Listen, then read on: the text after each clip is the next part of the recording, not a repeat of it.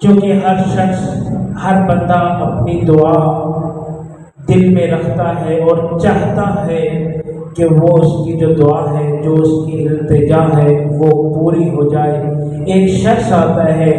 سید الانبیاء حضرت محمد مصطفیٰ صلی اللہ علیہ وآلہ وسلم کے پاس اور آ کر عرض کرتا ہے کہ یا رسول اللہ، اے سید الانبیاء، علمنی عملا یا رسول اللہ، اے اللہ کے نبی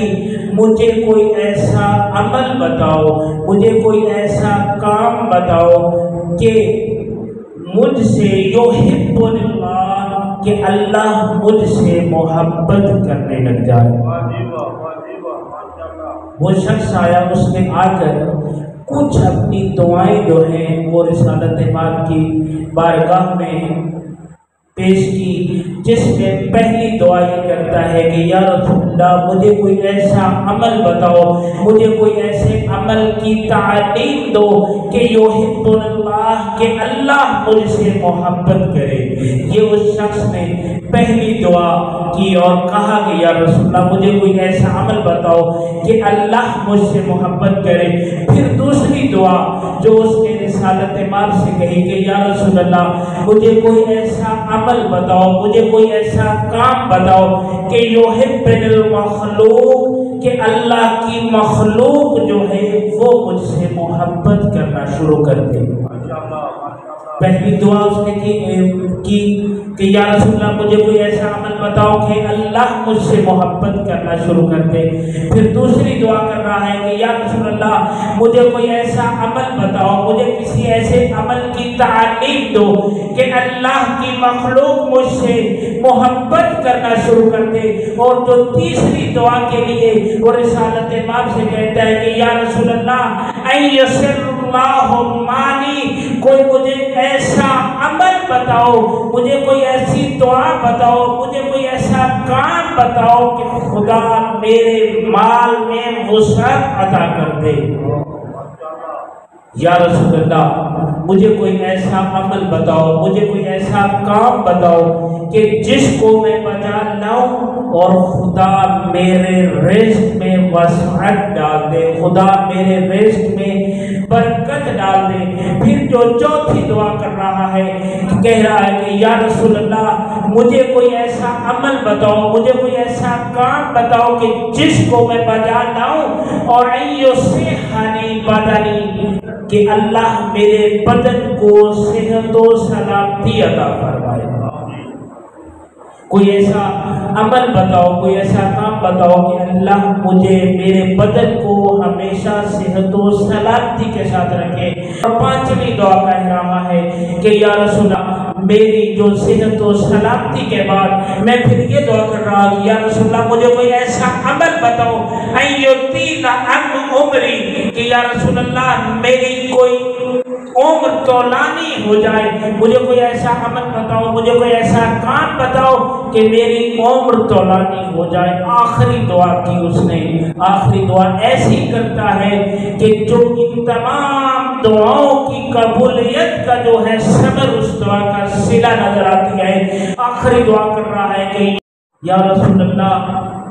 مجھے کوئی ایسا عمل بتاؤ، مجھے کوئی ایسا کام بتاؤ کہ روز قیامت میں آپ کے ساتھ محشور ہوں،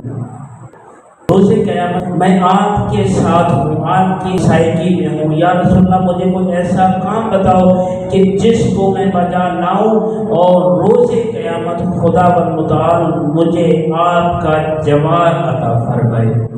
اس شخص نے رسول اللہ کی بارگاہ میں آ کر 6 دعائیں، 6 حاجتیں کہی کہ پہلی حاجت کہ اللہ مجھ سے محبت کرے، کوئی ایسا کام کہ اللہ مجھ سے محبت کرے۔ دوسرا کام کہ ایسا کام میں کروں کہ جس کے بعد لوگ اللہ کی مخلوق مجھ سے محبت کرے۔ اور پھر تیسرا کام کہ یا رسول اللہ مجھے کوئی ایسا کام بتاؤ کہ میرے مال میں وسعت ہو جائے، برکت ہو جائے۔ کہہ رہا ہے کہ یا رسول اللہ مجھے کوئی عمل بتاؤ کہ میرے مال وسعت ہو جائے۔ اور پھر آخر میں کہتا ہے کہ یا رسول اللہ کہ مجھے میرا بدن سلامت رہ جائے، مجھے صحت و سلامتی رہے۔ پھر کہتا ہے کہ یا رسول اللہ میری عمر طولانی ہو جائے۔ پھر کہتا ہے کہ یا رسول اللہ میرا حشر جو ہے روز قیامت میں آپ کے جوار میں ہوں۔ اس شخص نے رسول خدا کی بارگاہ میں یہ 6 دعائیں کی، اور رسول خدا کہتے ہیں اے شخص اگر تو نے میری بارگاہ میں آ کر یہ 6 دعاؤں کے طلب کرنے کی دعا کی ہے، عمل پوچھا ہے، تو آ ان 6 دعاؤں کے بدلے میں تجھے ہر عمل کے بدلے میں ایک عمل بتاتا ہوں، وہ ایک عمل کرتا جا اور اپنی مراد تو پاتا جا۔ اللہ کے رسول کہتے ہیں اگر یہ تو چاہتا ہے، اگر یہ تو چاہتا ہے کہ اللہ تجھ سے محبت کرے تو اپنی تنہائیوں کو پاک کر لے۔ اگر یہ چاہتا ہے کہ اللہ تجھ سے محبت کرے تو اپنی تنہائیوں کو پاک کر لے۔ تنہائیوں یعنی جب تو تنہا بیٹھا ہو، محفل میں بیٹھے ہوئے، ڈیروں پر بیٹھے ہوئے لوگ تو بہت بڑی بڑی باتیں کرتے ہیں، بہت بڑے بڑے دین کی مسائل و گفتگو ڈسکس کرتے ہیں، لیکن جب وہی افراد تنہائی میں جاتے ہیں تو نہ جانے کون کون سے گناہ کر جاتے ہیں، وہ رات کے اندھیروں میں کن کن گناہوں کے مرتکب ہو جاتے ہیں۔ وہ رسول خدا اسے کہہ رہے ہیں اگر تو یہ چاہتا ہے کہ اللہ تجھ سے محبت کرے تو اے شخص اپنے تنہائی کے لمحات کو پاکیزہ بنا لے، یعنی تنہائی میں جب تجھے کوئی نہ دیکھ رہا ہو، جب تجھے کوئی دنیا کا شخص دیکھ نہ رہا ہو، تو اس وقت بھی اپنے خالق و مالک سے ڈر، کیونکہ وہ خالق ہے، وہ مالک ہے جو تجھے ہر لمحہ ہر پل تجھے دیکھ رہا ہے۔ ہم سمجھتے ہیں کہ ہمیں کوئی نہیں دیکھ رہا، ہم بڑے اطمینان کے ساتھ جس کمرے میں آتے ہیں اس کمرے کا تالا لگا دیتے ہیں، قفل لگا کر اپنے آپ کو مطمئن کر لیتے ہیں کہ اب ہمیں دیکھنے والا کوئی نہیں، اب میں جو چاہوں کمرے میں کر سکتا ہوں۔ نہیں، ایسا شخص نہیں، ایسا نہیں ہے، کوئی ذات ہے جو تجھے دیکھ رہی ہے، اور اسی ذات سے ڈر۔ اگر تو اس ذات سے ان تنہائی کے لمحات میں ڈرے گا تو وہ خالق تجھ سے محبت کرے گا، وہ خالق و مالک تجھ سے محبت کرے گا۔ اور رسول خدا کہتے ہیں کہ اگر تو چاہتا ہے کہ تیری دوسری دعا قبول ہو، یعنی کہ لوگ تجھ سے محبت کریں، اللہ کی مخلوق تجھ سے محبت کرے، رسول خدا کہتے ہیں اے شخص جو کچھ لوگوں کے ہاتھوں میں ہے، جو کچھ لوگوں کی دسترس میں ہے، ان کی طرف دیکھنا چھوڑ دے، ان سے بے نیاز ہو جا، ان کی طرف لالچ بھری نگاہوں کرنا چھوڑ دے، ان طرف لالچ کر، توکل اپنے خالق و مالک کی طرف۔ جب تو میری خالق اپنے خالق کی طرف متوجہ ہو جائے گا تو خالق و مالک اس مخلوق کے دل میں تیری محبت ڈال دے گا، یہ لوگ تجھ سے محبت کرنے لگ جائیں گے۔ اگر تو یہ چاہتا ہے کہ خدا کی مخلوق تجھ سے محبت کرے، جو کچھ ان لوگوں کے ہاتھوں میں ہے، جو کچھ یہ لوگ اپنے ہاتھوں میں رکھتے ہیں، ان کی طرف لالچ بھری نگاہیں کرنا چھوڑ دے، ان کو لالچ بھری نگاہوں سے دیکھنا چھوڑ دے۔ پھر کہتا ہے کہ یا رسول اللہ میں اب یہ چاہتا ہوں کہ میرے پاس وسیع رزق ہو۔ رسول خدا چاہتے ہیں کہ اگر تو یہ چاہتا ہے کہ تیرا رزق وسیع ہو، تیرا رزق برکت ہو، تو پھر رسول خدا کہتے ہیں کہ جو کچھ خالق نے، جو کچھ مالک نے تجھے عطا کیا ہے، اس میں سے نفاق کر۔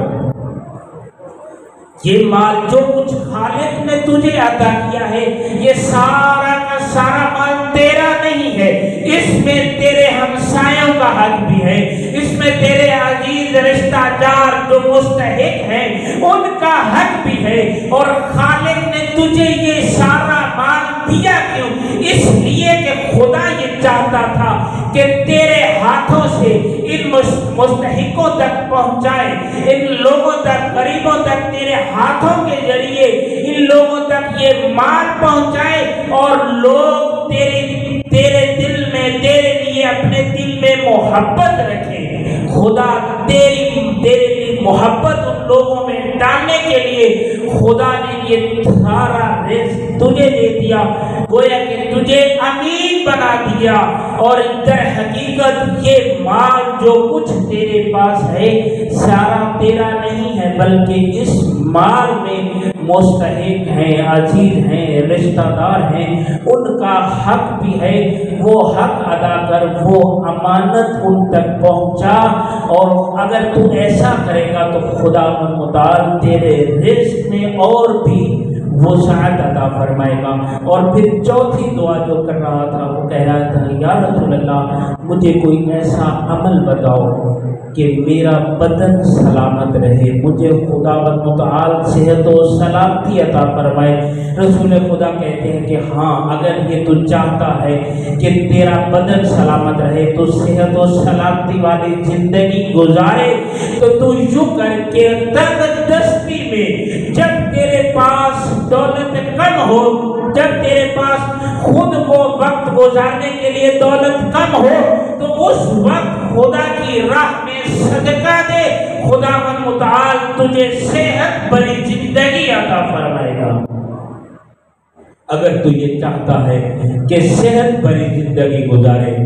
तो खालिक को मालिक की राह में सदका दे। जो कुछ खुदा ने तुझे दिया है उसमें से सदका दे। और फिर पांचवी दौर जो दुआ कर रहा है, कहता है कि ए रसूल अल्लाह मुझे कोई ऐसा अमल बताओ, मुझे कोई ऐसा काम बताओ कि मेरी उम्र तौलानी हो जाए, मेरी उम्र तौलानी हो जाए। तो उस वक्त रसालत इमाम कहते हैं कि तू अपने रिश्तेदारों, अपने वसीर, अपने साथ रहने वालों के साथ सुलह रहमी कर, अपने रिश्तेदारों के साथ सुलह रहमी रख, उनके साथ ताल्लुकात को बहाल रख। अगर तू ऐसा करेगा तो खुदा मुताल तेरी उम्र को तौलानी कर देगा। आखिरी जो दुआ, छठी जो दुआ उस शख्स ने रसूल खुदा की बारगाह में की कि या रसूल अल्लाह मुझे कोई ऐसा अमल बताओ, मुझे कोई ऐसा काम बताओ कि जब रोज़े माशर होगा, लोग परेशान होंगे, तो मैं परेशान ना हूँ, बल्कि खुदा मुझे आपके साथ महशूर फरमाए, यानी खुदा मुताल मुझे आपके जवार में जगह अता फरमाए। तो रसूल खुदा चाहते हैं कि अगर कहते हैं कि अगर तू चाहता है कि रोज़े क़यामत मेरे जवार में हो, मेरी हमसायगी में हो, तो आ तू अपने खालिक को मालिक की बारगाह में कभी कभार आकर तौलानी सजदे अदा किया कर। तो कभी कभी आकर खुदा की बारगाह में तौलानी सजदे अदा किया कर। इसका मतलब ये नहीं कि कभी कभी आकर नमाज अदा के, नमाज तो अदा करेगा, लेकिन कभी कभी फुर्सत निकालकर सारे कामों को छोड़कर खुदा की बारगाह में सजदा रेत हो जाया कर और अपने खालिक को मालिक से हम नियाज हो जा, हम राज हो जा, उससे अपनी मुश्किलात बयान कर। खुदा मुताल इस तौलानी सजदे के सदके खुदा मुताल रोज़े क़यामत तुझे मेरी हमसायगी अता फरमाएगा। ये 6